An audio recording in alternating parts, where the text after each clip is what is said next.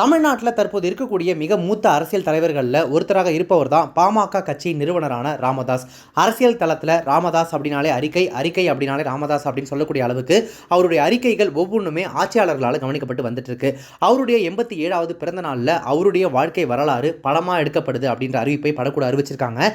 ராமதாஸ் அவருடைய பயோபிக் எடுக்க போறாங்க. அடுத்த டைரக்ட் பண்ண போறது தமிழ் சினிமாவில் பாரதி கண்ணம்மா, தவமாய் தவமிருந்து, ஆட்டோகிராஃப் என குறிப்பிடத்தக்க பல நல்ல திரைப்படங்களை கொடுத்து இன்னைக்கு நடிகராகவும் வலம் வந்துட்டு இருக்கக்கூடிய சேரன் அவர்கள் தான் ஒரு நீண்ட இடைவெளிக்கு பிறகு இந்த திரைப்படத்தை டைரக்ட் பண்ண போறாராமா. இந்த திரைப்படத்தில் ஆரம்பத்தில் ராமதாஸ் அவர்களாக நடிக்க இருந்தது சரத்குமார் அவர்கள் தான். அவருடைய வயது, இப்போது இருக்கக்கூடிய தோற்றம் இதெல்லாம் கருத்தில் கொண்டு கடைசி நேரத்தில் அவர் ராமதாஸாக நடிக்க இருந்த திட்டத்தை கைவிட்டுட்டாங்களாமா.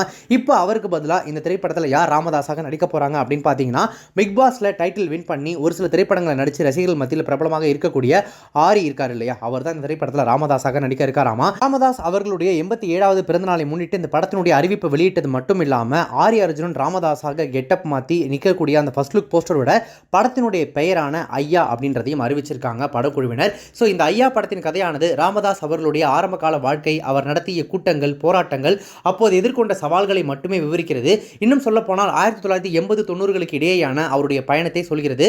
அதனால தான் ஆரி இந்த திரைப்படத்தில் ஒப்பந்தம் ஆகியிருக்காராமா அவருடைய இளவயது தோற்றத்தை காட்டுறதுக்காக. இதுவரை சேரன் பல படங்களை இயக்கி இருந்தாலும் அவர் இயக்கக்கூடிய முதல் பயோபிக், அதாவது வாழ்க்கை வரலாறு திரைப்படமா இதுதான் இருக்க போது.